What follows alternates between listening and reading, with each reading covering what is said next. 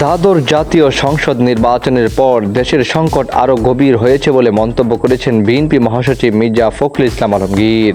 তিনি বলেন, ওনাদের একটা ফলস ধারণা তৈরি হয়েছে যে সংকট থেকে তারা উপরে উঠে গেছেন। আমি বলবো সংকট আরও গভীর করেছে।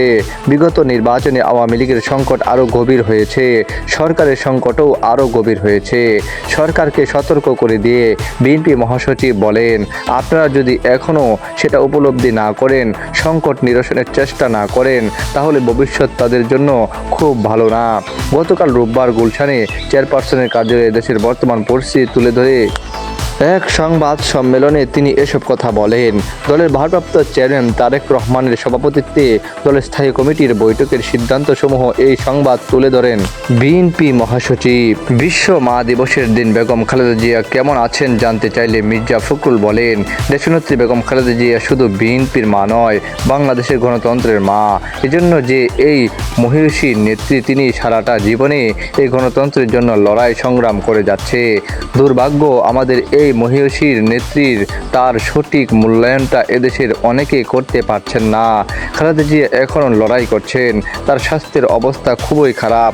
প্রায়শ তিনি যাচ্ছেন হাসপাতালে, চেক আপ প্রসিডিওরও হচ্ছে, সঙ্গে সঙ্গে আবার বাসায় ফিরে আসছেন। আসার পরেও কিন্তু তিনি 24 ঘন্টায় বলা যায় যে তিনি মেডিকেল কেয়ারের মধ্যে আছেন।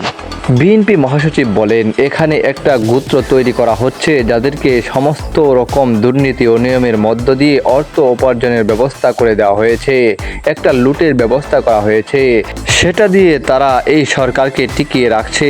এর মধ্যে তারা নিজেরাও জড়িত এবং তাদের সুবিধাভোগী লোকজনও জড়িত। মির্জা ফখরুল বলেন, আজকে যেগুলো দেখছেন সেগুলো হচ্ছে লুট, মেগা লুট। একজন ব্যক্তি, সে এখন সিঙ্গাপুরে গিয়ে সর্বোচ্চ বিনিয়োগকারীর 4 নম্বরে আছেন। আর কয়েকজন ব্যক্তি আছেন পানামা লিস্টে। এত টাকা তারা বানিয়েছেন। এরা দুর্নীতি ও নিয়মের উপর ভিত্তি করে এই রাষ্ট্রকে কী করে পরনির্ভরশীল করা যায় এবং তাদের বিশেষ গোত্রকে কিভাবে অন্যায়ভাবে আর্থিক দিক থেকে শক্তিশালী করা যায়, সেই লক্ষ্যে তারা কাজ করছে। মির্জা ফখরুল বলেন, আজকে কারো কোনো জবাবদিহিতা নেই। একজন মন্ত্রীর লন্ডনে 250-300 মতো বাড়ি, মন্ত্রী এমপির সম্পদ দেশের বাইরে রয়েছে, কোনো জবাবদিহিতা আছে? তারা ডোন্ট কেয়ার। তাদের যে বক্তব্য, দাম্ভিকতা, এমনভাবে কথা বলেন যে ওনারা ছাড়া দেশে আর কেউ নেই। এটাতেই প্রমাণিত হয়ে গেছে যে বাংলাদেশ অলরেডি একটা ব্যর্থ রাষ্ট্র হয়ে গেছে। তিনি বলেন, আমরা আগে থেকে বলছি, এই সরকার পরিকল্পিতভাবে রাষ্ট্রের এই পরিণত করেছে। কখন ব্যর্থ রাষ্ট্র হয়? যখন অর্থনৈতিক মেরুদণ্ড ভেঙে ফেলে, রাজনৈতিক স্ট্রাকচারটা ভেঙে ফেলে, সামাজিক কাঠামো ভেঙে যায়, কোথাও জবাবদিহিতা থাকে না, তখন রাষ্ট্র ব্যর্থ হয়, নৈরাজ্য সৃষ্টি হয়। এখন গোটা দেশে একটা নৈরাজ্য চলছে।